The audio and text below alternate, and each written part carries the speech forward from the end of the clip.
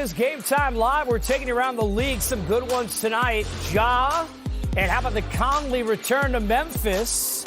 And still going Millsap. Nice look from Will the Thrill on the break. Lead 18 then. But what about now? We take a look as we go live, and it's up to 20 with 2+ to go in half number one. We talk about the Denver Nuggets as I'm sitting here with it's coaches and coachable tonight, which is what we call the show.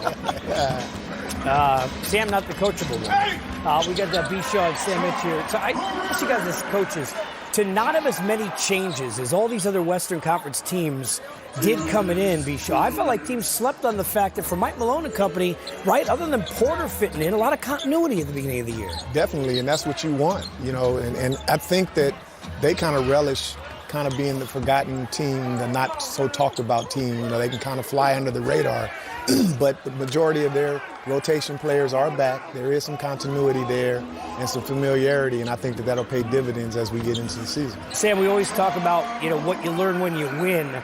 Coming close, getting a high seed, getting in, having a tough series, getting ousted the way they did. How much different do you think mindset-wise Jokic, Murray, and company are at this point in the season having gone through that? Well, it's not the little technical things you learn when you don't win and you come up short. It's that you're not good enough. And so what players do in the offseason, that's when you go back and fine-tune your game. That's when you go back and work on that one move that teams took away from you in the playoffs. Because be sure I'll tell you, in the playoffs in a 7-game series, you're going to be well scouted. Teams are going to take away your first and second option, what you like to do best. So you got to develop that third go-to move or a counter so when teams take away what you like to do. And so that's what you learn. Because as you grow in this league and you understand you get deep in the playoffs, hey, at the end of the day, it's about whoever has the best players who can go one-on-one and create opportunities for themselves and their teammates got the best chance of winning. We talk about rookies, and there always is the expectation, even though each other shouldn't be, right? Because I remember going back for all the stuff we said about his family members, and I'm already bringing the heat here with Sam. He's sweating already. What do you? Everybody I work, I don't know. I got menopause, man. I'm over 50. I work with Haywood. I got menopause. By the way, Haywood doesn't even sweat anymore. Wait till you turn 40.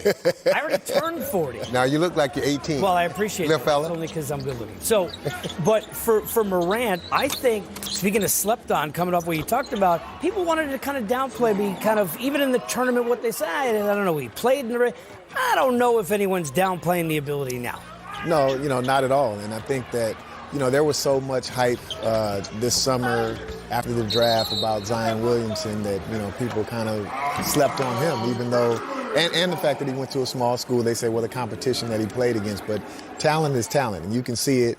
And on top of the talent that he has that tenacity and that ferociousness that he plays with nonstop, you know, on the offensive end. And so, you know, this guy is tough, and he's starting to make a name for himself already in his rookie season. I said this when we were doing the tournament down the hall, one of our other studios in this large complex. First nationally televised game, second round of the tournament, took 9 shots. Hit most of them, 16 assists, but that was his, hey, I'll show you, and was thinking of trying to win the game, get to the next round. That tells you what you need to know. Lead 22, though, for Denver. Having said all that, Morant has 11. Let's stay. I feel like Chuck Woolery, because we're old enough from Scrabble, on the P and point guards. DJ Augustine. He goes down. Almost missed the hand, but that pinky gets in a way, and he goes down hard. Another look. Let's see where the... Had he already been injured by then? I think it's on when he comes down here. Is it not a swat? Yeah, I think... Nope, must have been hurt already. Before we picked up that replay. Yep. Either that or it was like a delayed reaction where he got jammed, maybe didn't think about it. But the good news is... How about Markelle Fultz to save the day? Yes! Oh, young fella. That and the fact that the paint had cooties for the Wizards on defense, but either way, lead 7. 7 again, another Anyone one gonna for play defense? Fultz. That's what's the opposite of a closeout? IT right there was doing it.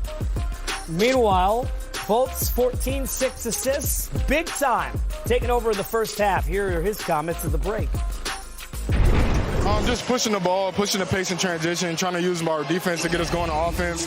I'm just shooting the shots that are open. If I have an open shot, I'm going to try to shoot it. If not, I'm trying to create for my teammates. That's a team that can score, third best in the NBA. What are the challenges trying to slow them down out there? We just got to get back in transition. They push it on makes and misses, so we got to do a better job of getting back in transition and trying to slow them down. We don't know about Mike or DJ. We hope they're back. If not, are you ready to go? How you feeling if you got to go the distance? Definitely, I'm ready to go, but I hope my guys are back on the court, man.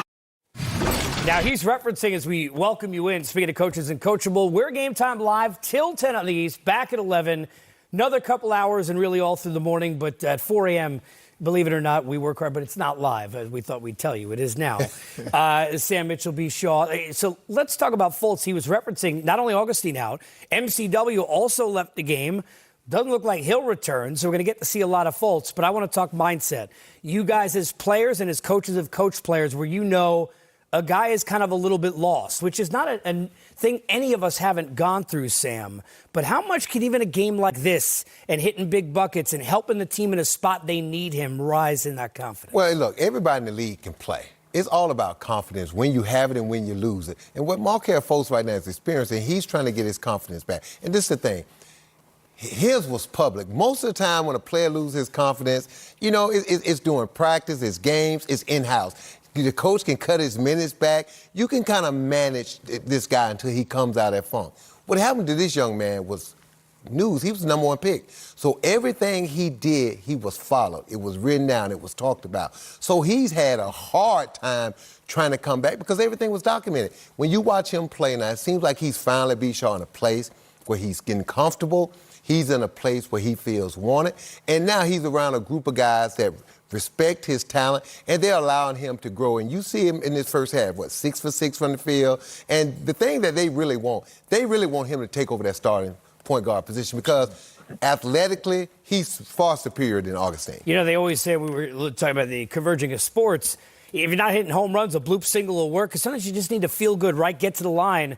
How much, be sure, if you're sitting there in that coaching staff, are you pushing him? Now, the lane may not be as open as we just saw, but here's a guy who can run coast to coast, can get to the basket, do those little things so you could feel good at least seeing it go in. Don't worry so much about the shot. Well, exactly. I mean, you don't succumb to the pressure of what everybody else wants to see you do. You do what you do well and what got you to that point. And I think for him, Sam, being in a new place and having a fresh start with this Orlando Magic team. When he was in Philadelphia, being the number one pick, he was under a microscope. He was in a fishbowl. He had some personal issues going on, and then he lost his confidence. Now he's able to step back and get back to the basics and the fundamentals, and like I said, do the things that got him to be the number one pick. And so for him, if it's driving to the basket, if it's getting out in transition, if it's getting to the free throw line and seeing the ball go in, all those things are things. He's done everything so many times, so much repetition. Now it's finally getting back to muscle memory, because he's done it so many times, and the game will start to simplify itself for him. And now being thrust into this situation with those injuries, it's just going to help his confidence rise. He's going to see that his team needs him to play well, and as he starts to play well, which he's doing now, he'll just get better and better. Now, individually, we're talking Fultz now, but let's be honest, the Magic offense to start the year was offensive. Last few days, much better, and that turns into wins. You don't need any kind of TI-82 calculator for that for you sabermetricians. And they're moving the ball well, but the most important thing is shot making. In this league, that's simple because I think, too, LeBron watching the Lakers now, and everyone's like, oh, he's leading the league in assists. With no offense, Reggie Bullock, you can name a bunch of other. There were a lot of missed shots. He could have had a lot of assists last year. For the Magic, they brought Ross back. They've got guys like Fournier. They need to be shot makers on the perimeter to be any good. Well, all teams go through stretches like this. Even the best teams in the league right now are going to have a 4 or 5 game stretch where they just can't throw it in the ocean. They can't defend. They can't rebound. That's just the nature of a long NBA season. But the thing that you have to do as a coach, you have to keep reminding yourself, because this team was a playoff team last year. So they have some good players. They got good memories from last year. And so all Steve Clifford doing is just reminding these guys, hey, look, we're a good basketball team. The shots are going to fall, but let's do the things that we know we can do. We can run in transition. We can make the extra pass. We can attack the basket, get to the free throw line. Worry about doing those things, and then the other things that come, the shot making. And you look at it now, tide has turned a little bit. They're starting to make shots. And again, B, you know this. When that ball starts going in the hole, your defense gets better, your rebounding gets better, your assists, everybody's happy. And so right now what you're seeing now is Orlando Magic turning the corner, and they're a good basketball team, and they're going to get better. You know, when you look at Memphis, and I want to talk about this because we talk about transition, when you guys are sitting there coaching against some grit and grind, right? How are they doing X with Y? Even in a year, remember years ago, everybody was injured, it seemed, and they're still kind of hanging around. You can kind of even early on with Morant, it's one player, but you got Jaren Jackson, the way Dylan Brooks plays. There's an identity of a little bit more style and flair than we're used to the Grizzlies. No offense to Gasol and Conley, but you can see that identity shifting a bit now, right? No question about it. You know, they had the makeup of the team was different when you think about the original Grindhouse when it was Zach Randolph and Mark Gasol, and Lionel Hollins was running pick and rolls to get the ball inside to those guys to grind you down.